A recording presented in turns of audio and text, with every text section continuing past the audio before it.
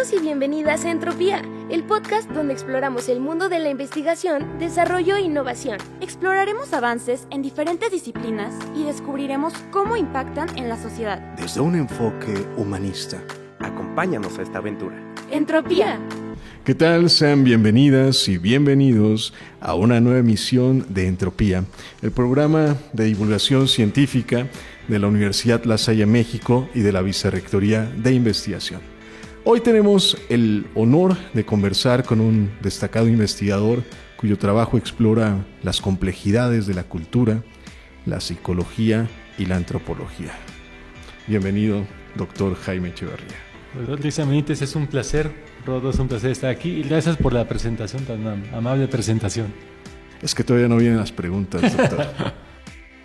Muy bien, pues gracias Jaime por estar aquí con nosotros. Hola Cristian, gracias también por estar aquí con nosotros en una nueva emisión de Entropía. Y comenzamos con un invitado de lujo que hace mucho, bueno, nunca había estado aquí con nosotros y que queríamos invitar desde hace mucho. Muchas gracias Jaime por acompañarnos. Quisiéramos comenzar, por favor, si nos platicas un poquito de tu carrera, cómo te acercas a la investigación, cuáles son como tus áreas de trabajo profesional para que el público y nosotros pues nos empapemos de las actividades que realizas. Muy bien. Bueno, les voy a contar mis antecedentes penales de investigación. Esperemos que no lleguemos, espero no llegar a esos antecedentes de investigación antes de comentar qué es lo que estoy haciendo aquí en la Salle. Yo soy psicólogo y arqueólogo de profesión. Estudié las dos carreras al mismo tiempo, pero justamente la carrera de psicología me empezó a jalar respecto de los pueblos indígenas, así como arqueología. Pero yo soy como un historiador sin nunca haber estudiado historia. Realmente me fascina la historia y entonces tratando de congeniar mis intereses de psicología, arqueología, historia, de repente me extiendo un poquito. Una maestra de psicología dijo en clase, estaría bien que alguien investigara sobre la locura en época prehispánica. Yo, chino, pues de aquí soy, siempre en el foco, y investigué eso y justamente eso fue pautando mis investigaciones. O sea, de alguna manera la psicología me fue marcando la pauta de qué temáticas investigar desde la historia prehispánica. Jaime, ahora sí que ¿qué fue primero, huevo, la gallina, la antropología o la psicología o cómo fue? Empecé primero arqueología, okay, pero al segundo semestre de arqueología empecé a estudiar psicología en la UAM Xochimilco, pero acabé antes psicología, porque en la UAM es sistema modular que son trimestres. Uh-huh. Entonces acabé antes y las dos, o sea, me titulé casi al mismo tiempo. Entonces la fui llevando las dos carreras al mismo tiempo. No es como una combinación muy normal, ¿no? Hubiera sido más normal antropología y psicología, pero arqueología y psicología ¿sí? Está medio raro, ¿no? Y bueno, ya después que investigué la locura, dije, yo quiero investigar cómo se va construyendo la diferencia, cómo se construye la alteridad, justamente desde lo prehispánico. Empecé a investigar cómo los nahuas del centro de México en el siglo XVI se representaron a los marginados y a los extranjeros. Y después de eso empecé a investigar más sobre las emociones, desde un punto de vista construccionista, cómo se construyen socialmente y culturalmente las emociones, y empecé a investigar la concepción del miedo entre los nahuas prehispánicos. Esa fue mi tesis doctoral en antropología, aunque fue una tesis histórica. Después pasé por dos estancias de investigación, en la UNAM una y otra en la Escuela Nacional de Antropología e Historia, haciendo igualmente investigación histórica y por otro lado investigación antropológica. Ya empecé a hacer trabajo de campo en la Sierra Norte de Puebla, en el municipio de Pahuatlán, con poblaciones nahuas, igualmente investigando temas sobre el cuerpo, la diferencia, la alteridad. Y después, de alguna manera ya había agotado el recurso de las becas. De alguna manera tuve que voltear a ver a la psicología, en primer momento por necesidad, pero después ya mucho más por gusto, porque era como recuperar esos orígenes que se habían quedado ahí medio latentes, aunque me fue marcando la pauta de las temáticas para investigar. Y bueno, justamente empezó mi época aquí en La Salle en el 2018. Empecé en docencia en la carrera de psicología en la Facultad de Humanidades y Ciencias Sociales, y poco a poco empecé a tener más materias Y justamente empecé a volcarme más a la psicología, especialmente yo daba las materias de psicología social, que es mucho de sociología, antropología, más psicología. Después me ofrecen, bueno, empecé con psicología comunitaria, que era investigar, o sea, el trabajo comunitario desde un enfoque de cómo generar procesos de transformación social. Después etnopsicología, donde ya se conjunta psicología con antropología. Y bueno, a partir de ahí ya viene el segundo momento aquí en La Salle, que es ya en la Vicerrectoría de Investigación. Y aquí estoy contratado con un proyecto de investigación que trata sobre representaciones sociales y discriminación de grupos vulnerables en México, particularmente dos poblaciones históricamente marginadas, mujeres e indígenas. Este es un proyecto de investigación e intervención, y como investigación se trata de recuperar las representaciones sociales que tienen los niños desde primaria baja hasta secundaria, adolescentes, sobre la mujer y sobre el indígena, lo cual se hizo a través de un ejercicio de asociación libre con los niños. Y el segundo momento de la investigación, además de haber hecho todo un estudio documental sobre cómo se le ha representado a la mujer y el indígena a través del tiempo en México, para poder aterrizarlo ya en una propuesta de intervención con talleres sobre sensibilización de la discriminación de género y étnico-racial, igualmente con estas poblaciones. Y justamente esa es la segunda etapa en la que me encuentro. Ya estoy a punto de cerrar el proyecto en junio, entonces estamos ya redondeando los talleres que me propuse. Y ha sido una investigación bonita. Ha estado, para mí realmente sí ha sido todo un reto. Digamos que de alguna manera la impartición de clases en psicología me fue preparando para el proyecto de investigación aquí, porque yo venía de una vertiente de investigación diferente, histórica, y de repente empezar a trabajar una temática ya más de psicología social con poblaciones educativas, porque yo soy del área educativa. Implicó un reto, pero me ha agradado, me gusta, y bueno. Nos comentabas que, bueno, a partir de un comentario de una profesora, una invitación, fue que despertó tu interés por estudiar la locura.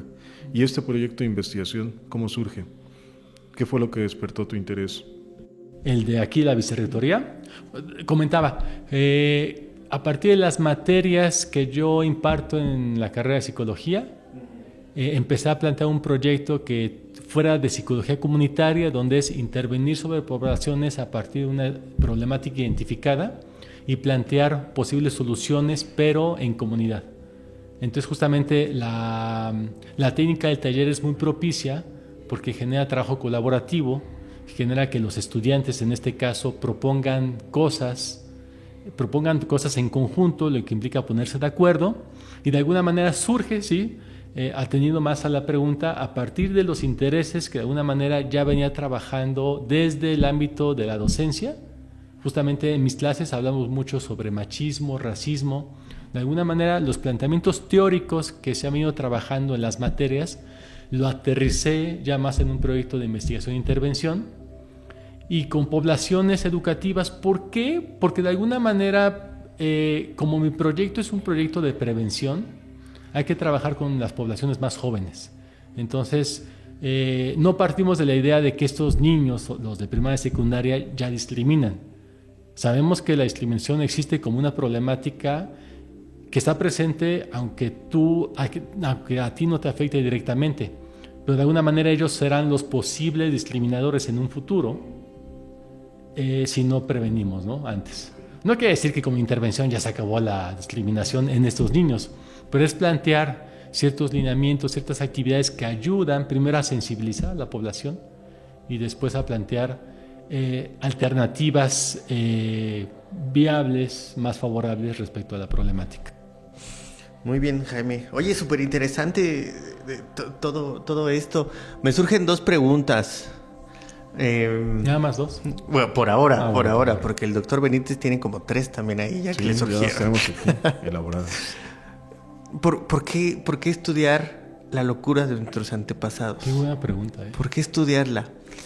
Y después, Jaime, volviendo a tu investigación actual, ¿por qué sensibilizar a la sociedad acerca de la discriminación en estas comunidades, ¿no? O sea, porque yo sé que es importante y sé que hay otras comunidades que también necesitamos sensibilización para cuidarlas. Pero ¿por qué estas comunidades indígenas? Bueno, ahí voy a empezar al revés. Okay. Respondiendo a la segunda pregunta, la sensibilización va hacia sociedades mestizas que serán los posibles discriminadores. No, la intervención no va dirigida a las poblaciones históricamente marginadas. O sea, no son talleres destinados a indígenas ni a mujeres, sino más bien a sociedades mestizas, hombres y mujeres, primaria y secundaria, como un aspecto preventivo. O sea, ¿cómo prevengo que estos niños, bueno, en el ideal, ¿no? ¿Qué estrategias puedo implementar para que estos niños no reproduzcan o no produzcan la discriminación contra estas poblaciones? Ahí me decían justamente, entonces, ¿por qué tú vas a dirigir tu intervención hacia los indígenas? No.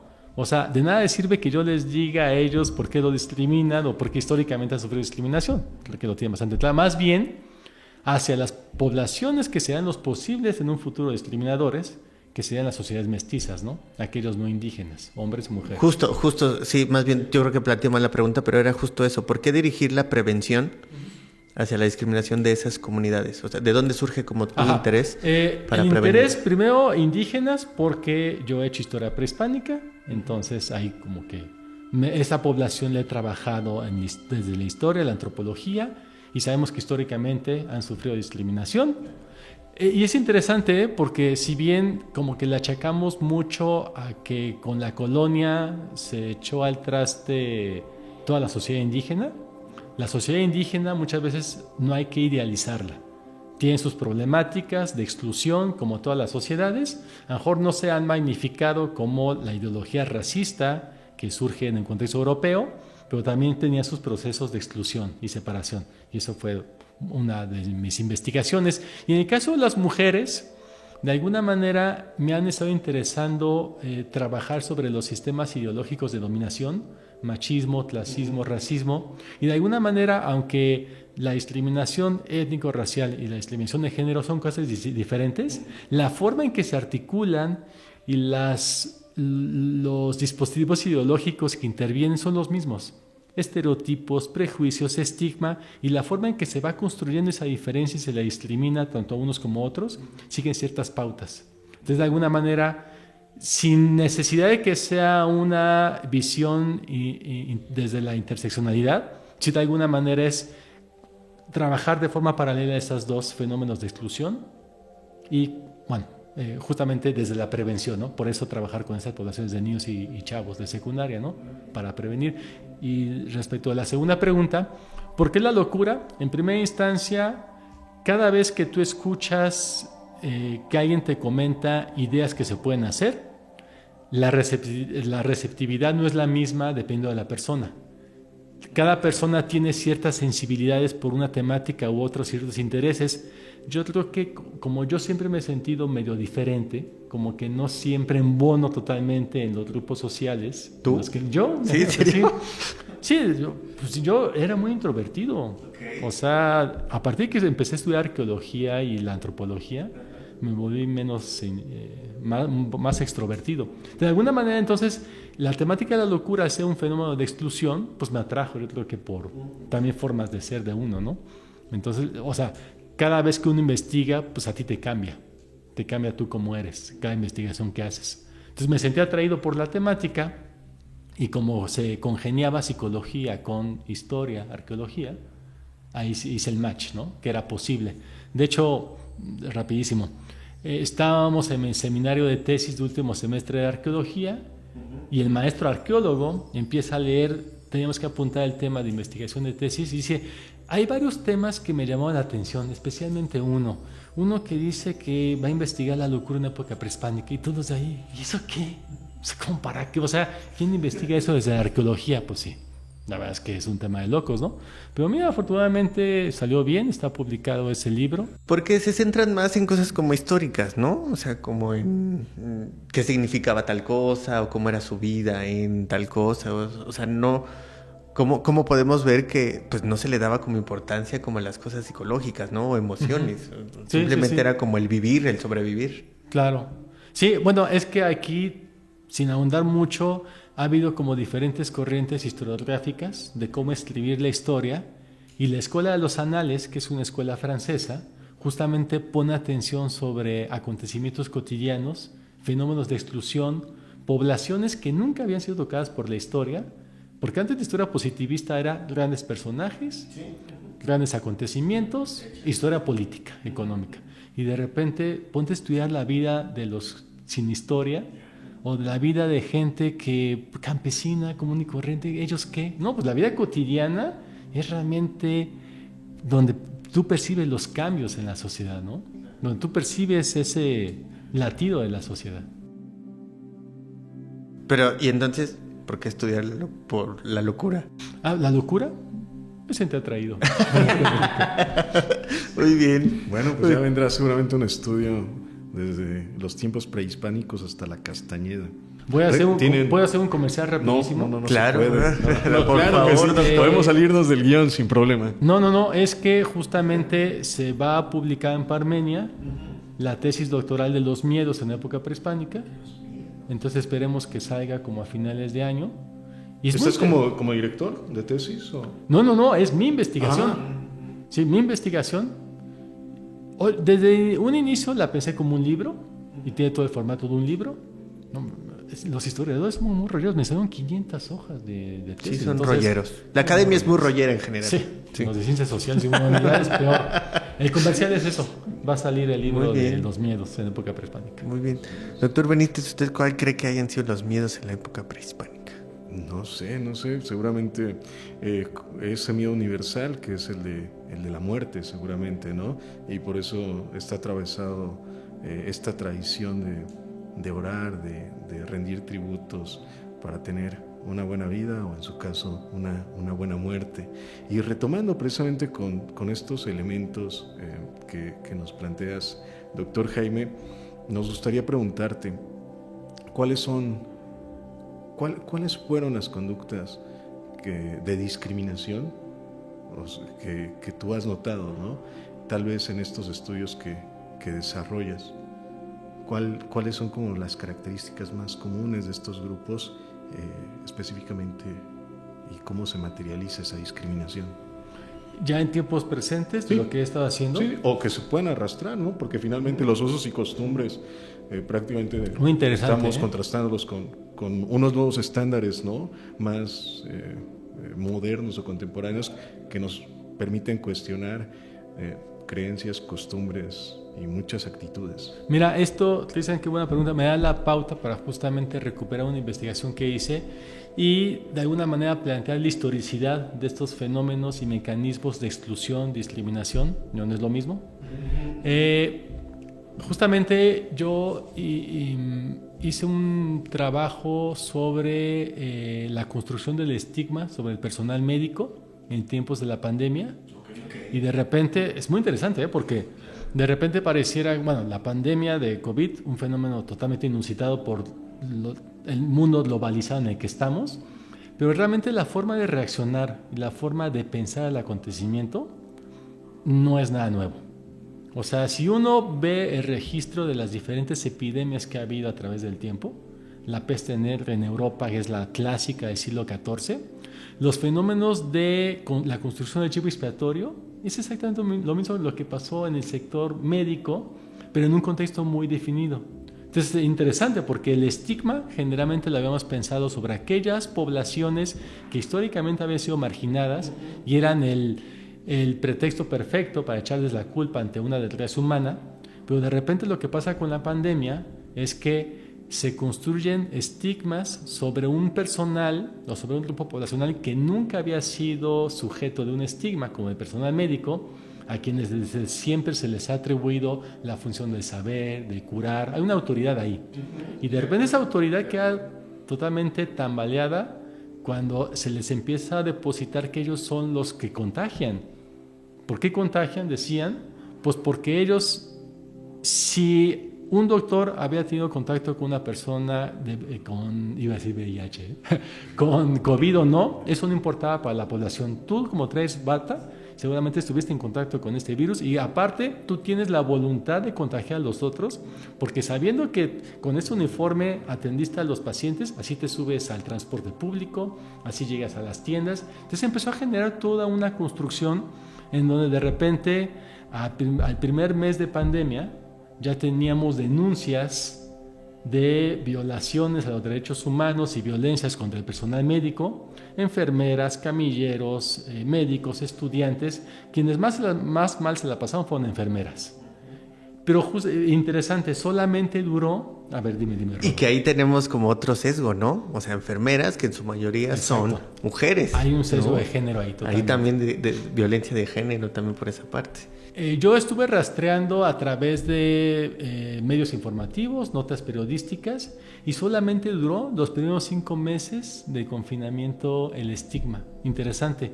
Algunas explicaciones dicen, cuando hay un fenómeno totalmente nuevo, inusitado, empiezan a surgir muchísimas explicaciones, pero esa gran variedad de explicaciones te genera mucho desasosiego, incertidumbre, porque no sabes ni qué onda con este virus.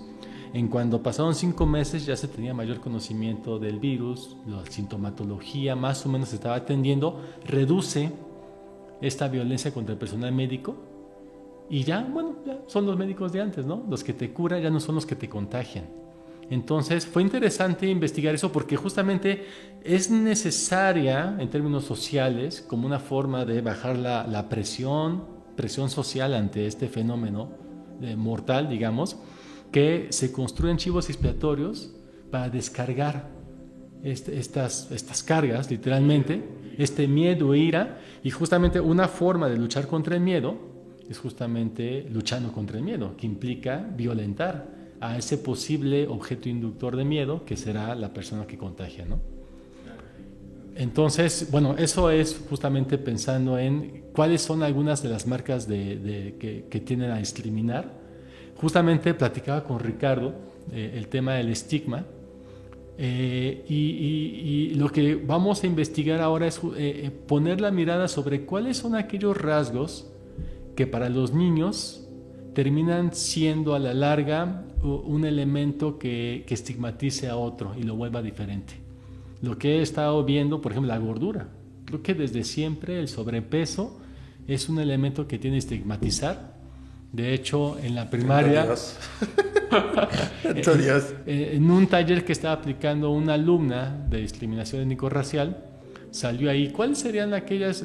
Porque pusimos varias imágenes de pizarrón, de quién sí serías amigo y de quién no serías amigo. Estábamos en primaria.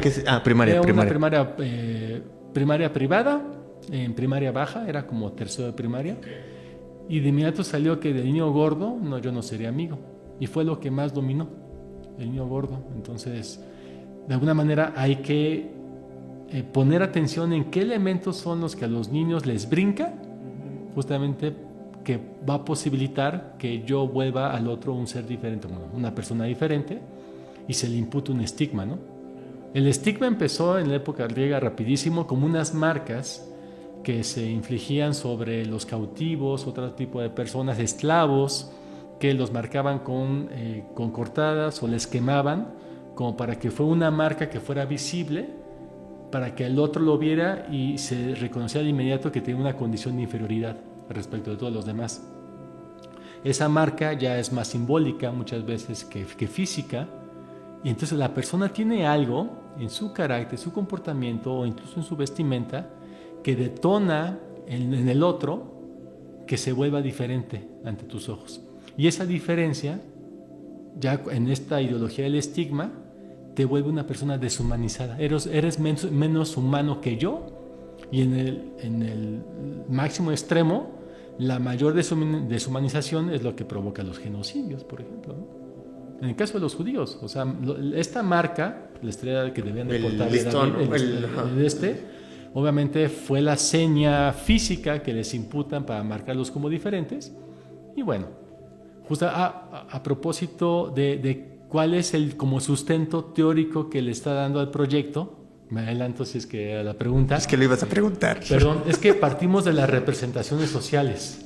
Entonces, la manera en que tú te representas a un grupo o a una persona condiciona la forma en que tú te vas a comportar con ella.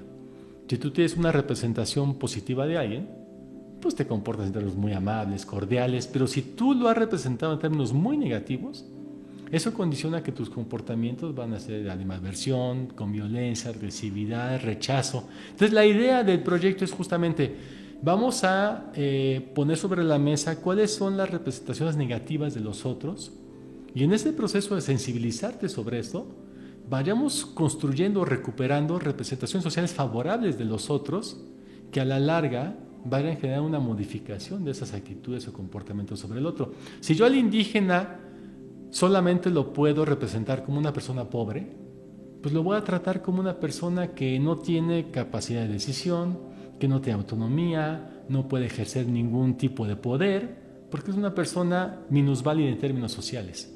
Pero si yo no lo encasillo en esa representación de indígena es igual a pobre, que es muy común, y lo veo en otros escenarios, Yalitza Aparicio simplemente, ¿no?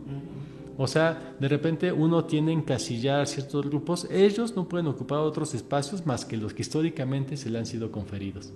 Pero de repente, el modificar esa representación de dónde más los puedo ubicar y que pueden desempeñar múltiples funciones, eso ya va condicionando mi comportamiento hacia ellos de forma más favorable. Oye, Jaime, y como aterrizando un poco, me surge la pregunta, ¿cómo no estigmatizo, no? O sea, tienes toda la razón volviendo al ejemplo de Yalitza, ella no puede ser una gran actriz, ¿no? ¿Por qué? Pues porque ¿por qué estigmatizo? Y de una ramita de esta pregunta es, por ejemplo, esta sensibilización que tú estás trabajando, ¿no? Con los talleres, con algunos materiales, ayuda a prevenir esta estigmatización que tenemos, y cómo puede ser a largo plazo, cómo se le podría dar un seguimiento, no sé, para ver si esta estigmatización se acaba o al menos se reduce. Mira, de acuerdo a la teoría de la psicología social, los estereotipos y que pueden dar cabida al estigma son inevitables. ¿Por qué? Porque el ser humano tiende a generar clasificaciones de objetos, de personas. Es el proceso de la categorización. Entonces, para que no nos perdamos en el mundo ante una gran cantidad de estímulos, nosotros tenemos que generar categorías de estímulos, categorías de personas. Y forzosamente cada vez que generamos categorías o grupos sociales, nosotros como sociedad le vamos confiriendo ciertos comportamientos. Y esos comportamientos van generando la identidad social atribuida a ese grupo social. Y esa identidad social invariablemente está atravesada por estereotipos. Todos los chinos son así y siempre se les identifica porque traen una cámara aquí. Todos los mexicanos son así porque, lo que me decía una alumna, un mexicano es alguien que sale a la calle en pijama. Y uno de repente el estereotipo muchas veces se asienta sobre una realidad, pero es una realidad magnificada y que simplifica realmente cómo es el mexicano, ¿no? Claro. Pero de repente uno ve en la calle, en mi colonia veo mucha gente en pijama, que va sobre ruedas. No sé qué onda, ¿no? Ojalá que no sea la misma pijama con la que se mete a la cama y se la cambien, pero quién sabe. Entonces, los estereotipos son inevitables realmente. Parece que son inevitables. No quiere decir que esto sea imposible de contrarrestar o de luchar contra esto, pero a lo mejor sí habría que ser conscientes de cómo, como ser humano, tendemos a ciertas construcciones pues por la propia condición de ser humano. Eso obviamente cae en un cierto biologicismo y esencialismo de que no podemos cambiar. No, sí podemos cambiar, pero obviamente hay que ser realistas y la propuesta es ayudar a contribuir en un futuro a la erradicación de la problemática. Pensar en un futuro, en qué momento se va a erradicar o cómo le hacemos para erradicar. A lo mejor no vamos a poder erradicar los prejuicios ni los estereotipos, pero por lo menos que esas construcciones sociales puedan ser problematizadas y vayamos reproduciéndolas menos. Muchas veces cuando pensamos en términos de cambio social, que tiene que ver con eso, o sea, el cambio social, algunos lo han planteado que el cambio siempre viene de uno, es individual, otros plantean que el cambio es más bien grupal. De alguna manera atraviesa las dos dimensiones. Cuando yo empiezo a generar una modificación en las pautas del lenguaje, en cómo yo nombro realidades, nombro a las personas, califico a las personas, ese es un primer paso. Entonces, de alguna manera, los talleres tratan de contribuir en primer momento a problematizar una realidad que existe independientemente de que a ti te afecte, pero que afecta a nivel nacional. Y ya que pudiste problematizar y generar la conciencia sobre la problemática, bueno, ahora qué puedes hacer al respecto, porque todo cambio implica acciones humanas y solamente nos quedamos con este ejercicio cognitivo de que, bueno, ya problematicé, ya sé que eso está mal, bueno, y ahora, bueno, ahora implica acciones. Si la discriminación es una acción, pues qué acciones vamos a hacer en contra de esta acción negativa que es discriminar. Entonces, mi propuesta, obviamente apoyada en la teoría, es si modificamos representaciones sociales, que eso es a largo plazo, o sea, no es aquí, pues estás modificando actitudes, comportamientos hacia el otro, y se trata de construir representaciones sociales nuevas. Ya hay representaciones sociales favorables. Creo que uno de los cambios que percibí cuando hice el ejercicio de asociación libre con los niños, o sea, el ejercicio era, cuando tú escuchas la palabra mujer, ¿cuáles son las 3 primeras cosas que se te vean a la mente? Entonces, la primera fue mamá, la siguiente fue cabello y la tercera fue bonita. O sea, para los niños, y eso es una constante desde primaria bajas a secundaria, una mujer, su representación social más básica, el núcleo es mamá, bonita, cabello. Ahí se centra. Y muy interesante. Pero de repente es muy interesante cómo en esta gran variedad de palabras que ellos dieron, ama de casa aparece muy poquitas veces. Entonces, eso es un cambio. Ya está cambiando ahí. O sea, los niños el ya estereotipo. no piensan que la mujer, por antonomasia, tiene que ser una ama de casa. Eso te ubica en un rol de trabajo fuera del hogar, con otro tipo de funciones. Entonces, ahí podemos ver los cambios. Perfecto. Y entonces, para ir cerrando, doctor Jaime, nos gustaría también preguntar, luego que se identificó un problema, se intervino en estos espacios, ¿cuáles son los resultados que has obtenido con el proyecto? Ok. De los resultados, por ejemplo, nosotros construimos con 2 alumnos de servicio social una escala para medir machismo y racismo en primaria alta y secundaria. Entonces, el resultado principal es como todo este proceso de investigación e intervención que implica desde realizar una evaluación pretest, que es como el diagnóstico. O sea, nosotros aplicamos el instrumento para ver cómo andan en machismo y racismo. Después aplicamos el taller, que consta de 10 sesiones. Y después aplicamos nuevamente el instrumento inicial en la última sesión, con una evaluación post-test, para ver esas diferencias en los resultados. O sea, si cambia la prevalencia de respuesta en ciertos... O sea, ese instrumento que consta como de 26 reactivos, cada reactivo es una afirmación machista o racista. Entonces los niños tienen 3 opciones de respuesta y contestan qué tan de acuerdo están de acuerdo con la afirmación. Entonces es, no estoy de acuerdo, si estoy de acuerdo, más o menos estoy de acuerdo. Realmente los niveles no son alarmantes, ¿no? En donde más sí hay una variación de respuesta hacia estoy más o menos de acuerdo, es en los estereotipos femeninos. Es contradictorio. La mujer no puede hacer deportes, la mujer no debería trabajar en ciertos tipos de oficios, la mujer debe tener la comida lista para los hombres de la casa. O sea, sí hay una visión todavía estereotipada. O sea, aunque en el ejercicio de asociación libre da unos resultados, ya en el individual, obviamente sí hay cierto tipo de construcciones, ¿no?, estereotipadas.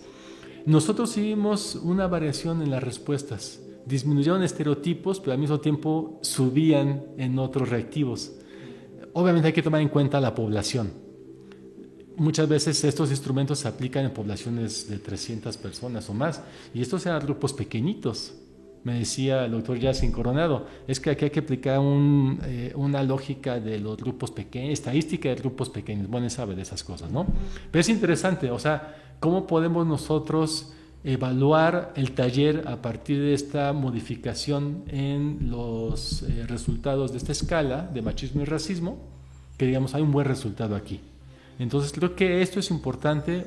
Otro de los resultados importantes es a través del ejercicio de asociación libre con los conceptos de mujeres indígenas, podemos ir trazando, si bien no es un estudio longitudinal, en donde seguimos a una población por 5 o 10 años, nosotros fuimos identificando las diferentes representaciones o palabras que se asocian a la mujer desde primaria baja hasta secundaria, cuál es la persistencia de estas imágenes y cómo se van modificando a través de los diferentes grados escolares.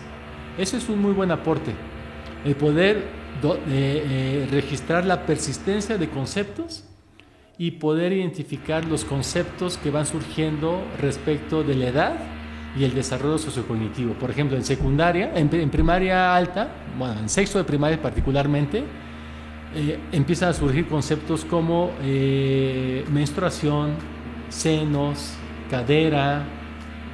Eso para nada va a aparecer en tercero de primaria porque no es la realidad. Entonces, la representación de la mujer, además de que los niños se apropian de la representación que tienen los adultos sobre la mujer, igualmente ellos van adoptando otro tipo de representaciones a partir de su propia experiencia y de la edad en la que están viviendo.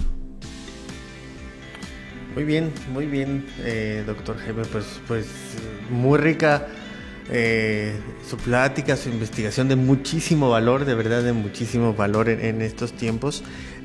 ¿Dónde podremos conocer más? ¿Dónde podríamos invitar a estudiantes, docentes que también se puedan unir a sus próximas o a estas investigaciones? ¿Dónde lo podemos como contactar o dónde podríamos como ubicarlo, doctor? Sería a partir de mis contactos. Bueno, este proyecto está registrado como un proyecto de servicio social. Entonces está abierta la puerta a cualquier alumno. Principalmente he echado mano de alumnos de psicología porque son con los que más tengo contacto. Yo sé qué habilidades tienen, pero en general cualquier alumno interesado en estas temáticas puede acudir conmigo. Estoy en el cubículo 56 de la Vicerrectoría de Investigación, si eso sirve como correo referencia. electrónico? Correo electrónico, el correo de La Salle es jaime.echeverria@lasalle.mx. Entonces ese es mi contacto. Y bueno, estoy a la orden. Muchas gracias. Pues muchísimas gracias. Que sea la primera de muchas charlas. Sí, cuando se haga su libro en Parmenia, nos visita otra vez para presentarse. Espero presentar con ustedes. Muy bien. Un gusto. Muchísimas gracias, doctor. Gracias a ustedes. Bueno, pues Rodo. Pues bueno, están apareciendo en pantalla todos los medios por los que está publicado, por los que pueden seguir investigaciones como la del doctor Echeverría, como la del doctor Benítez y muchas más. Visiten el canal de YouTube, nuestra página de Facebook, nuestro canal de Instagram. Los programas están tanto en Spotify como también en La Salle Radio. Entonces están apareciendo en pantalla todos estos medios para que no se pierdan ninguna de nuestras emisiones. Bueno, y ha sido un enorme gusto nuevamente que nos acompañen en otra emisión de Entropía. Muchísimas gracias. Gracias. Suscríbete al canal de YouTube. Dale click a la campanita. Activa las notificaciones. No olvides seguirnos en nuestras redes sociales, Facebook e Instagram. Vicerrectoría de Investigación. Universidad La Salle, México.